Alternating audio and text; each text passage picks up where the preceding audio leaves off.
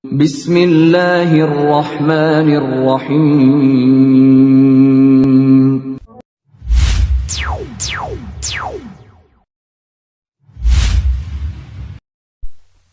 Syaitan merupakan musuh nyata bagi manusia. Dia selalu berusaha menjerumuskan manusia ke dalam jurang kekafiran, kesesatan, dan kemaksiatan. Di dalam menjalankan aksinya itu, syaitan memiliki dua senjata ampuh yang telah banyak memakan korban.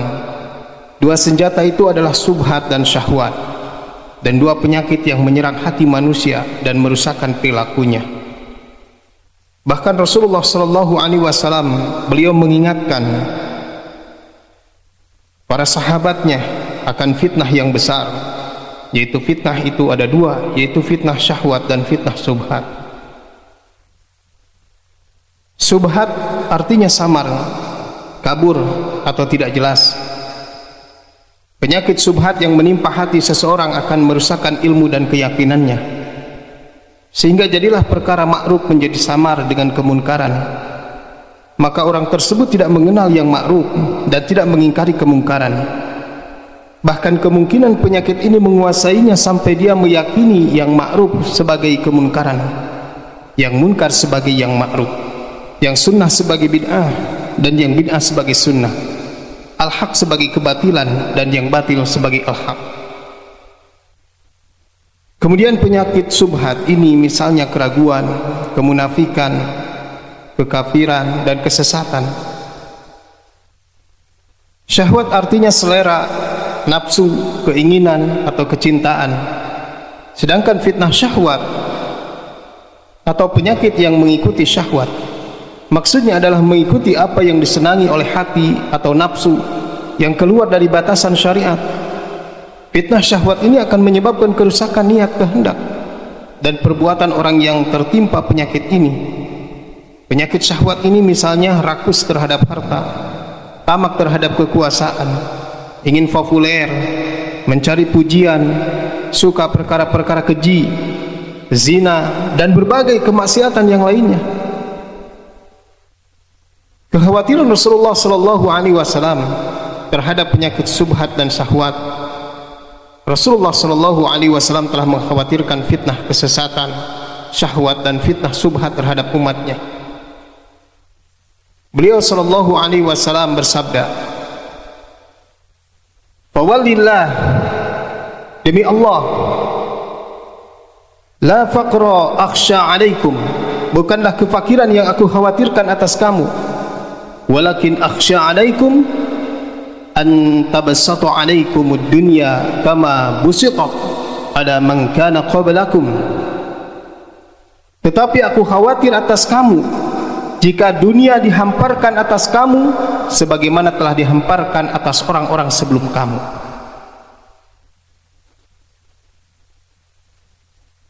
Fatanafasuha kama tanafasuha wa tahlikakum kama akhlaqtuhum. Kemudian kamu saling berlomba-lomba meraih dunia sebagaimana mereka saling berlomba meraih dunia. Kemudian dunia itu akan membinasakan kamu sebagaimana telah membinasakan mereka. Dalam hadis lain beliau bersabda, "Inna mimma akhsha alaikum syahwatil ghaib fi butunikum wa furujikum wa mudillatil fitan." Sesungguhnya di antara yang aku takutkan atas kamu adalah syahwat, mengikuti nafsu pada perut kamu dan pada kemaluan kamu, serta fitnah-fitnah yang menyesatkan. Hadis riwayat Ahmad dari Abu Barzah al-Aslami. Kemudian syahwat mengikuti nafsu perut dan kemaluan adalah fitnah syahwat, sedangkan fitnah-fitnah yang menyesatkan adalah fitnah syubhat.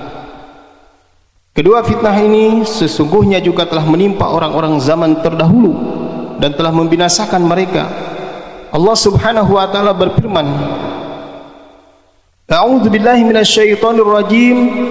Kalladzina min qablikum kanu ashadda minkum quwwatan wa aktsaru amwalan wa auladan fastama'u bi khalaqihim fastamta'tum bi khilaqikum kama istamta'a alladhina min qablikum bi khalaqihim wa khudtum kalladhi khadu ulaika habitat a'maluhum fid dunya wal akhirah wa ulaika humul khasirun.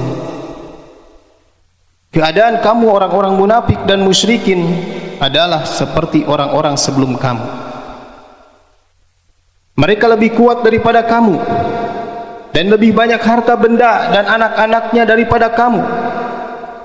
Maka mereka telah menikmati bagian mereka dan kamu telah menikmati bagianmu sebagaimana orang-orang yang sebelum kamu menikmati bagian mereka. Dan kamu mempercakapkan hal-hal yang batil sebagaimana mereka mempercakapkannya. Mereka itu amalannya menjadi sia-sia di dunia dan akhirat, dan mereka itulah orang-orang yang merugi. Syekhul Islam Ibnu Taimiyah rahimahullah, beliau berkata, Allah Subhanahu wa taala menggabungkan antara menikmati bagian dengan mempercakapkan hal-hal yang batil. Karena kerusakan agama itu kemungkinan terjadi pada keyakinan yang batil dan mempercakapkannya hal yang batil, atau terjadi pada amalan yang menyelisihi. Yang pertama adalah berbagai macam amalan-amalan yang dilakukan tidak sesuai dengan apa yang diperintahkan oleh Allah Subhanahu wa taala dan tidak sesuai dengan apa yang dicontohkan oleh Rasulullah sallallahu alaihi wasallam. Para salafus saleh terdahulu mereka mengatakan bahwa waspadalah kamu dari dua jenis manusia, pengikut hawa nafsu yang telah disesatkan oleh hawa nafsunya. Inilah fitnah subhat, pemburu dunia yang telah dibutakan oleh dunianya. Inilah fitnah syahwat. Mereka juga mengatakan, waspadailah kesesatan orang alim atau ahli ilmu yang durhaka karena terkena fitnah syahwat dan kesesatan ahli ibadah yang bodoh karena terkena fitnah subhat, karena kesesatan keduanya itu merupakan kesesatan tiap-tiap orang yang tersesat. Maka yang itu sudah jelas, orang-orang yang alim yang mendurhakai atau menyerupai orang-orang seperti halnya mereka menyerupai orang-orang Yahudi yang dimurkai oleh Allah Subhanahu wa taala, yaitu orang-orang yang mengetahui al-haq tetapi tidak mengikutinya. Syekhul Islam Ibnu Taimiyah rahimahullah juga berkata, firman Allah Subhanahu wa taala, kamu telah nikmati bagianmu, mengisyaratkan pada mengikuti nafsu-nafsu syahwat. Ini merupakan penyakit para pelaku maksiat. Dan firman Allah Subhanahu wa taala, dan kamu mempercakapkan hal yang batil sebagaimana mereka mempercakapkannya, mengisyaratkan pada mengikuti subhat-subhat. Ini merupakan penyakit para pelaku yang hanya mengikuti hawa nafsu dan perdebatan-perdebatan, dan sangat sering keduanya penyakit itu berkumpul. Maka jarang engkau dapati orang-orang yang akidahnya ada kerusakan kecuali itu nampak pada lahiriahnya. Kemudian di antara benteng fitnah subhat dan syahwat, Ibnu Qayyim rahimahullah berkata, asal seluruh fitnah atau kesesatan hanyalah dari sebab mendahulukan fikiran terhadap syara atau agama dan mendahulukan hawa nafsu terhadap akal. Yang pertama adalah asal fitnah subhat, yang kedua adalah asal fitnah syahwat. Fitnah subhat yang ditolak dengan keyakinan, adapun fitnah syahwat ditolak dengan kesabaran. Oleh karena itulah Allah Subhanahu wa taala menjadikan kepemimpinan agama tergantung dengan dua perkara ini. Allah Subhanahu wa taala berfirman, wa ja'alna minhum a'immatan yahduna bi amrina lama sabaru wa kanu bi ayatina yuqinun. Dan kami jadikan di antara mereka, yaitu Bani Israel, itu pemimpin-pemimpin yang memberi petunjuk dengan perintah kami kepada mereka sabar. Ketika mereka sabar dan adalah mereka itu meyakini ayat-ayat kami. Ini menunjukkan bahwa dengan kesabaran dan keyakinan akan dapat diraih kepemimpinan dalam agama. Allah Subhanahu wa taala juga menggabungkan dua hal tersebut dalam ayatnya, wa tawassaw bil haqqi wa tawassaw bis sabr. Dan mereka saling menasihati, supaya mentaati kebenaran, dan saling menasihati supaya menetapi kesabaran. Maka mereka saling menasihati supaya mentaati kebenaran yang menolak subhat-subhat, dan saling menasihati supaya menetapi kesabaran yang menghentikan syahwat-syahwat. Allah Subhanahu wa taala juga menggabungkan antara keduanya dalam firman-Nya, wadhkuru ibadana Ibrahim wa Ishaq wa Yaqub aulila aidi wal absar.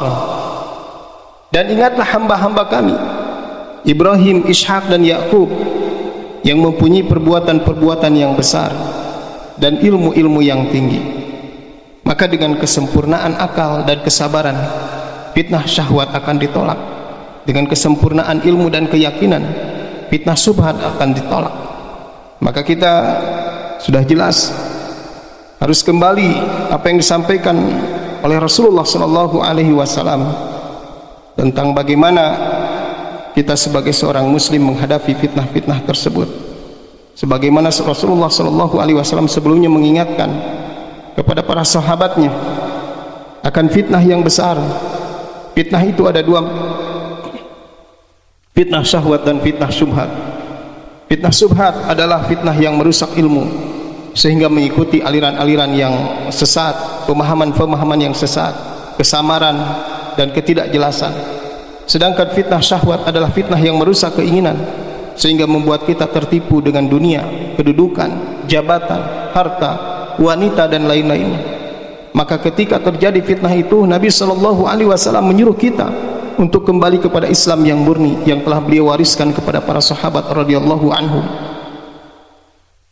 Rasulullah SAW dalam sebuah hadis disebutkan pula bahwa dari sahabat Abu Waqid Al-Laitsi radhiyallahu anhu, ia berkata, sesungguhnya Rasulullah SAW bersabda, sementara kami sedang duduk-duduk di atas sebuah hamparan tikar, sesungguhnya akan terjadi fitnah. Para sahabat bertanya, apa yang harus kami perbuat? Lalu beliau meletakkan tangannya ke tikar dan memegangnya dengan kuat lalu bersabda, lakukanlah seperti ini. Suatu hari Rasulullah SAW menyebutkan kepada para sahabatnya, sesungguhnya akan terjadi fitnah, tetapi kebanyakan sahabat tidak mendengarnya. Maka Mu'adz bin Jabal radhiyallahu an berkata, apakah kalian tidak mendengar perkataan Rasulullah SAW? Mereka bertanya, apa yang disabdakan Rasulullah SAW? Beliau bersabda, sesungguhnya akan terjadi fitnah. Mereka bertanya, bagaimana dengan kami, wahai Rasulullah, apa yang harus kami lakukan? Beliau SAW bersabda, tarji'u ila amrikumul awal, hendaklah kalian kembali kepada urusan yang pertama kali. Maka yang dimaksud dengan kembali kepada urusan yang pertama kali ialah kembali kepada Al-Quran dan Sunnah menurut pemahaman para sahabat radhiyallahu anhum.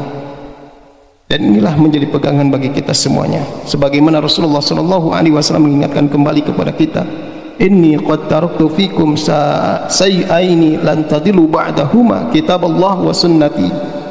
Sesungguhnya aku tinggalkan di tengah kalian dua perkara, kalian tidak akan sesat selama kalian berpegang kepada keduanya, yaitu Al-Quran dan Sunnahku. Nabi SAW meninggalkan Al-Quran dan As-Sunnah kepada umat Islam.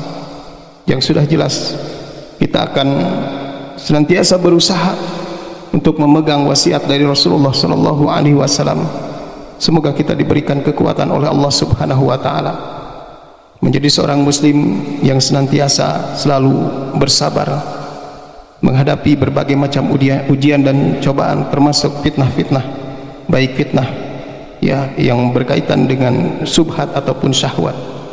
Kita senantiasa menginginkan jalan menuju keselamatan, yaitu jalan keselamatan yang diridhai oleh Allah Subhanahu wa taala.